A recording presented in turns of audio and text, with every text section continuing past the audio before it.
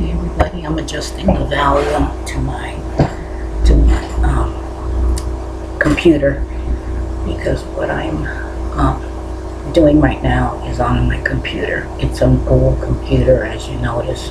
On one side over here, which is my on my computer, it's blurry, and I don't know why.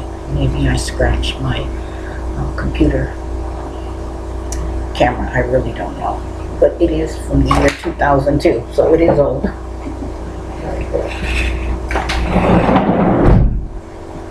There's somebody doing outside work, and I don't want that disturbing my video.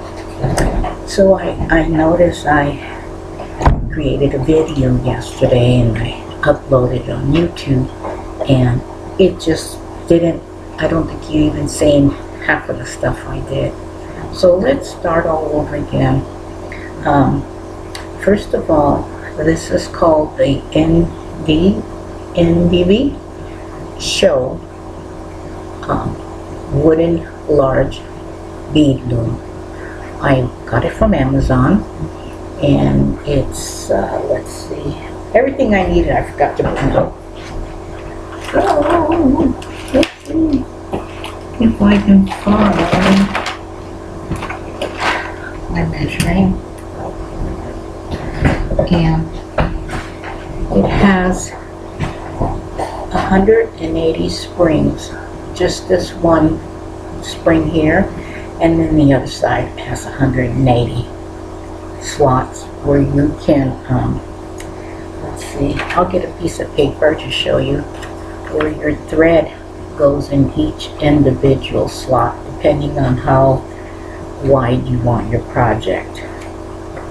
This is a continuous loom, meaning that if you open up these ends here and loosen up these here, and you have a project on here and you want it really long, you could twirl it around and make your project as long as you like, depending on how long the project is.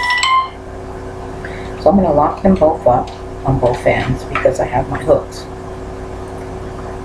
They have 7 hooks in the front, in the back, and in the front. And that is for your project on how wide you want this. This can only be, let me get my magnifying glasses. This project can only be 180 thread count. But all in all, it is, let me see from the inside, 10 inches wide, of course, on both ends. And again, if you're going to make the project just from the springs to the next spring, which I'm going to do, your project will be, let's see, that's 9.5 inches long. But again, if you want to make it longer, you would add your threads here and make it long enough, whatever yardage you're going to use for your necklace, maybe a pictogram, I would think a pictogram, or a belt, something to that effect. Okay, so I'm going to put my measuring tape on my side. Of course, you're going to need beads, and that is of course what you want to use. These are 3 millimeters, and I also have 11/0 as well. You can use thread that is going to fit in these slots. So I don't know, I think I said you can place leather, but if it's going to be leather, it's got to fit in here, and that's something I realized I said yesterday, and I'm like, wait a minute, I don't think you can put real thick leather in here, but you can put thread that's going to fit in these individual little slots. So what I do when I look at this, I look at the middle one, and I know that's the middle of my project. You're going to need, of course, very strong thread. I don't know if you can see that. This is black, but this is from Coats and Clark. This is that kind of double duty thread for Coats and Clarks for adding buttons, and really, really strong. So I buy these, and then I also buy nylon thread. I buy threads that are strong enough to fit on any of my room projects. You're going to need some strong thread for your weft. And this is 100% nylon, not nylon, I guess it is polyester nylon. I purchased this for my leather, when I'm making leather purses or leather belts or leather wallets. This is really good for leather keychains. I have a leather sewing machine, so this is purchased. I purchased it on Amazon. Just look for leather threads, and all kinds of leather threads are going to come out with Amazon. And again, I purchased this beautiful loom on Amazon. You're going to need some cutting to cut your thread. You're going to need a needle, of course. This is a Handy Hands needle. I don't know if you can see it. It's 5 inches long, and I got it on handyhands.com. And then I use a little needle. See how tiny that is? For when I'm getting to the smaller threads, when I'm just about running out of thread. And I also use this to use all the leftover threads to sew them up. I also have a magnet here, so when I'm setting my needle down, I know my magnet is not going to fly all over the place. I have a tray of magnets, so I don't make sure that my thread doesn't fly all over the place. And you're going to need a pattern. Now, depending on what kind of pattern you're going to get, that is totally up to you. You can buy a book on patterns, so you can buy a book that shows you patterns. That's totally up to you. You can download patterns. Oh, this one was created from Bead Tool 4. I created this pattern on my own. You can use graph paper, which comes in a book like this. This graph composition paper. And you can create your own pattern. You can use Chartminder. It's free. You could pay $1.25 a month, and then you have full access. And you could print out graph paper and create your own. I love the free programs. So I created this on Craftminder, and I'm going to utilize this one to make a pattern, a beading pattern. You can go to Pinterest and also get patterns. These are all from Pinterest. All free. I have a whole bunch of them. I can go on and on. You can also go to this website. It's free patterns. You just need to sign in or sign up. It's totally up to you. And then you can take some of your patterns. What I did, I cut them up and then moved them around like a puzzle and created my own design. This is from Pinterest.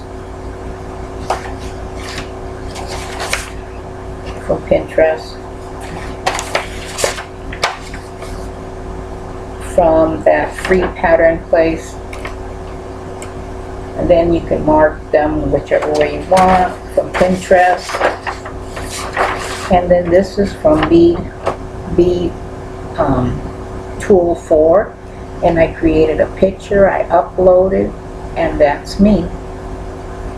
I want to do this. The reason why I bought this loom is because look how that fits right on my loom. I can set this right under here and look at what I need. And I can create this beautiful picture and then place it in a picture frame, and you could give it as a gift to your grandchildren, your children, whomever you like. And I like that I can place a pattern right under there and see what I'm doing. So I'm going to place all my patterns away.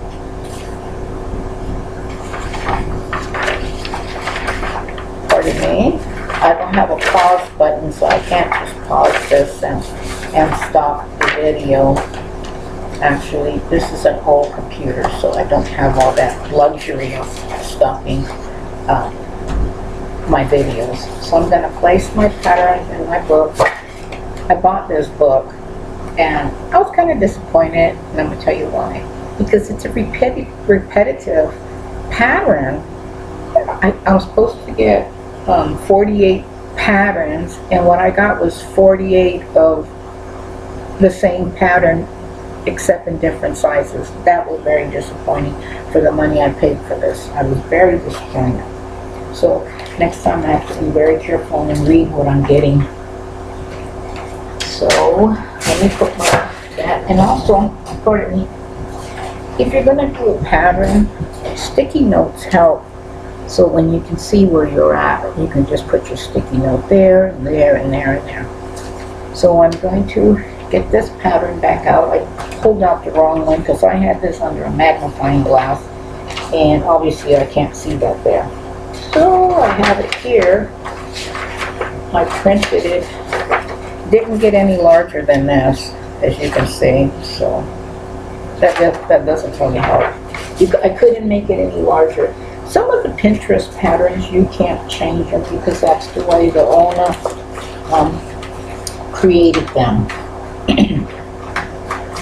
So maybe I'll just change that one and get this one instead so I can see what I'm doing. And then I have a larger paper for that. That one I can see and you can see. Easy peasy. So get it, and then I have them all marked down in rows from 1 to 30. So I'm going to set that in there, place my little marker here. You know, a lot of these patterns are repetitive. After a while, your mind's going to say, oh, I know what I'm doing. So I think I've showed you all that I have purchased this one. This is the Rixloom. I've got nothing down to say about this. It works for my purpose. The only thing is the width is too small. The good thing about this is you're only left with 2 threads. See, but this one, you're left with, depending on how many slots you're going to use, you're going to be left with threads. And I'll show you what I mean. Like this. Versus the Rixloom, where you're only going to have just 2 threads and that's it. You're going to only have 2 threads. So it's really up to you. What do you want? How do you want it?